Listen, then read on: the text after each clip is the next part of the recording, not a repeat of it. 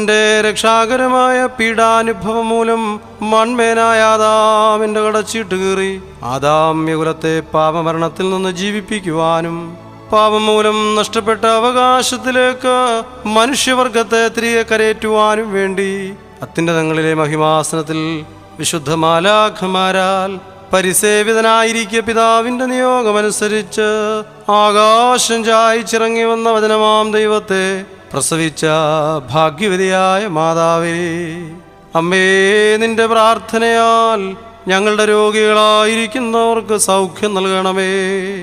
അമ്മേ, നിന്റെ പ്രാർത്ഥനയാൽ രോഗക്കിടക്കയിലായിരിക്കുന്നവരെ എഴുന്നേൽപ്പിക്കണമേ. അമ്മേ, നിന്റെ പ്രാർത്ഥനയാൽ ഞങ്ങളുടെ പൈതങ്ങളെ വളർത്തിത്തരണമേ. മാതാവേ, നിന്റെ പ്രാർത്ഥനയാൽ ഞങ്ങളുടെ യുവാക്കന്മാരെ പരിപാലിക്കണമേ.